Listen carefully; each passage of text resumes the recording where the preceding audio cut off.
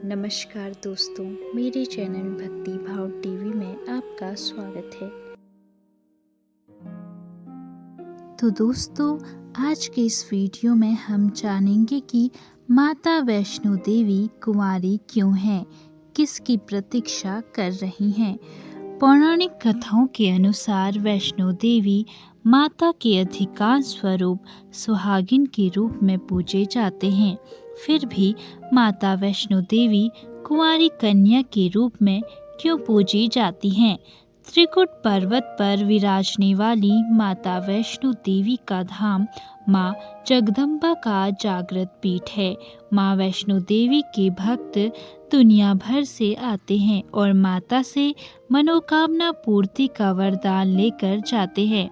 माँ वैष्णो देवी के मुख्य भवन पर पहुँचने से पहले एक अर्धकुंवारी गुफा भी आती है, जहाँ से भक्तों को रेंग कर पार करना होता है। कहा जाता है कि माता वैष्णो देवी के भक्तों के लिए यदि हर बार संभव न हो तो भी कम से कम एक बार तो अर्धकुंवारी गुफा को पार जरूर कर लेना चाहिए। धूमावती माता और कुछ अन्य माता के स्वरूपों को छोड़ दे तो माँ जगदम्बा ज़्यादातर जगह सुहागिन रूप में ही पूजी जाती हैं। माता वैष्णो देवी के मंदिर में सिंदूर चढ़ता है, सुहाग का आशीर्वाद भी मिलता है, परंतु माता कुंवारी रूप में है। इसके पीछे एक पौराणिक कथा है जो इस प्रकार से है।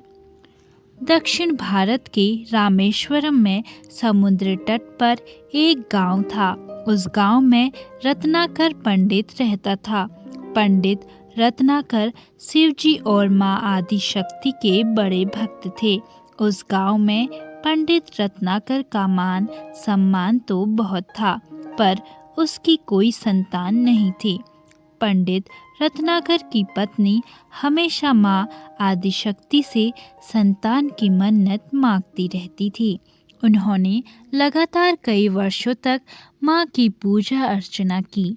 कई सालों से संतानहीन पंडित रत्नाकर की पत्नी की प्रार्थना एक दिन माँ ने सुन ली। वह गर्भवती हुई तो एक रात पंडित रत्नाकर के सपने में एक बालिका ने आकर कहा, मैं तुम्हारे घर आ रही हूँ, पर मेरी एक शर्त है।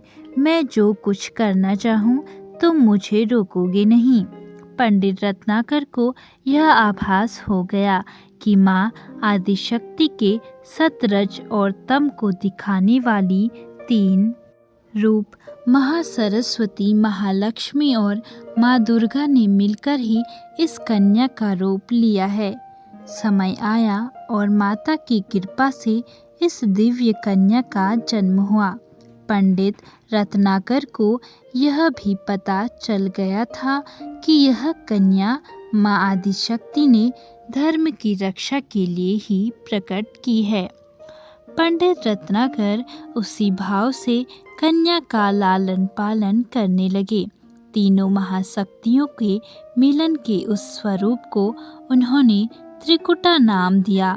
त्रिकुटा का स्वभाव जन्म से ही अनोखा था। बचपन से ही वह पूजा पाठ और धार्मिक कार्यक्रमों को देखकर प्रसन्न होती थी। त्रिकुटा को यह पता चल गया था कि भगवान विष्णु ने भगवान श्री राम के रूप में धरती पर अवतार ले लिया है। त्रिकुटा ने यह संकल्प ले लिया कि वह भगवान श्री राम से ही विवाह करेगी, अन्यथा आजीवन कुंवारी ही रहेगी। त्रिकुटा ने अपने पिता से कहा कि वह रामेश्वरम के तट पर रहकर तपस्या करना चाहती हैं। शर्त के मुताबिक पंडित रत्नाकर ने उसे नहीं रोका। 10 वर्ष की उम्र से ही त्रिकुटा समुद्र तट पर एक कुटिया बनाकर रहने लगी। वह भगवान श्री राम को पति मानकर उनको पाने के लिए कठोर तपस्या करने लगी। इसी तरह घोर तपस्या करते त्रिकुटा को बहुत वर्ष बीत गए। सीता हरण के बाद भगवान श्री राम अपने भाई लक्ष्मण के साथ वानर सेना लेकर सीता की खोज करते हुए रामेश्वरम पहुँचे। श्री राम को पुल बाँध जाने तक यहाँ ठहरना था। भगवान एक दिन विचरण कर रहे थे, तभी समुद्र तट पर एक तेजस्विनी ध्यानमग्न कन्या को देख बहुत चकित हुए। उस कन्या के तप से वह स्थान अलग ही रोशनी से प्रकाशित हो रहा था। भगवान श्री राम उस कन्या के तपोस्थल तक पहुँचे। प्रभु ने उस कन्या से पूछा, तुम कौन हो देवी, और इतनी कम उम्र में इतना कठोर तप क्यों कर रही हो? ऐसा क्या अभिलाषा है जिसके लिए ऐसा घोर तप करने को विवश हो?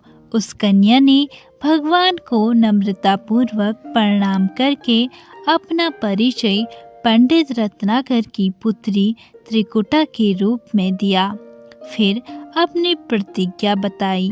त्रिकुटा जान गई थी कि उनके सामने साक्षात भगवान श्री राम ही खड़े हैं, इसीलिए उन्होंने निवेदन किया कि आप मुझे पत्नी के रूप में स्वीकार कर ले।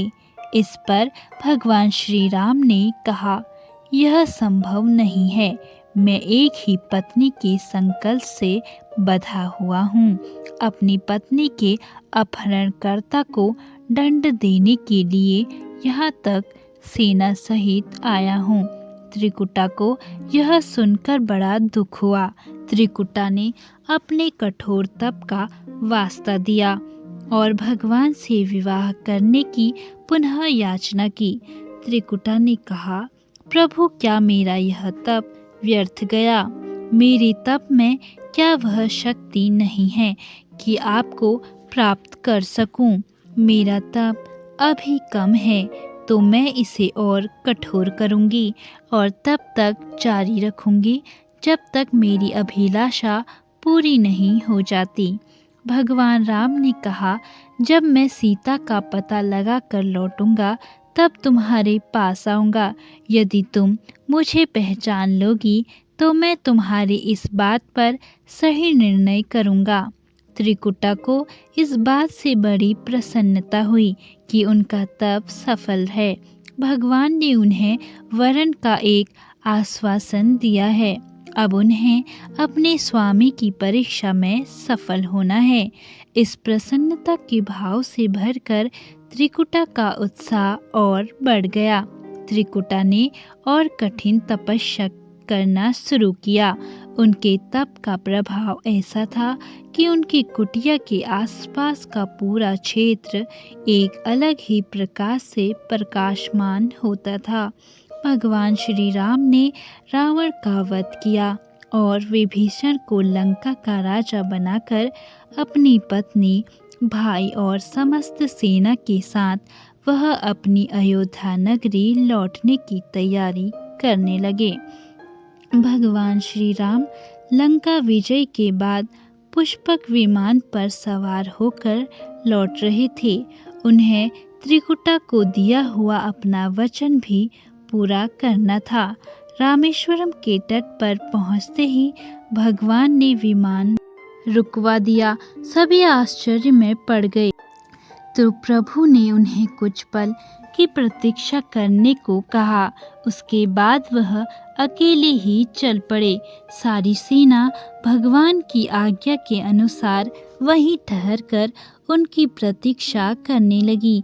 भगवान श्री राम ने एक बूढ़े ब्राह्मण का वेश धारण किया और देवी त्रिकुटा के पास पहुँचे।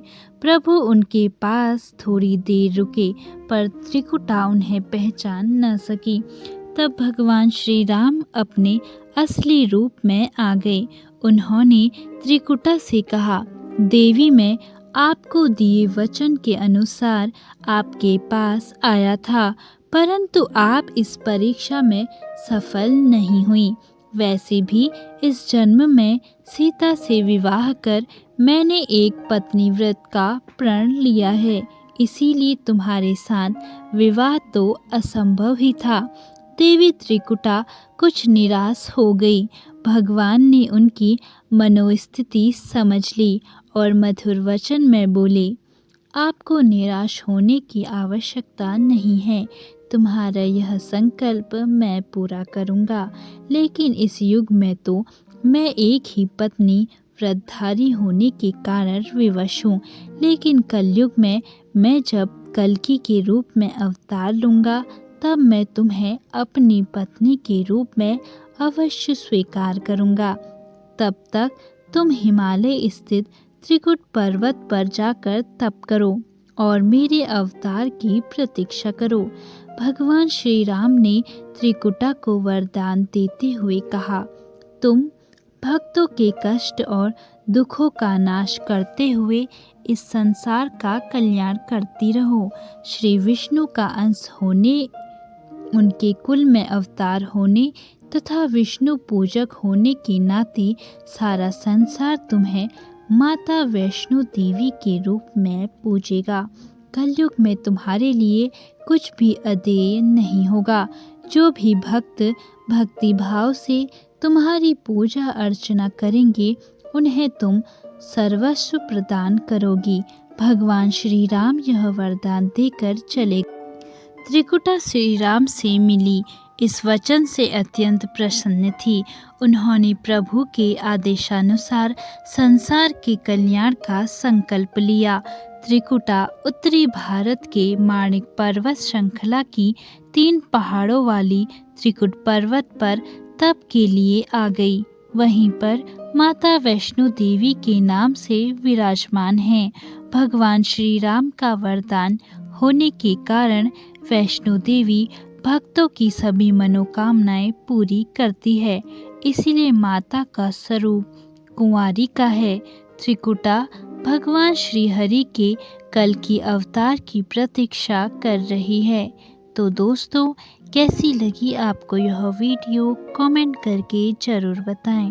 और ऐसी ही बहुत सारी कहानियों, कथाओं और जानकारियों को सुनने के लिए मेरे चैनल को सब्सक्राइब ज़रूर करें। धन्यवाद।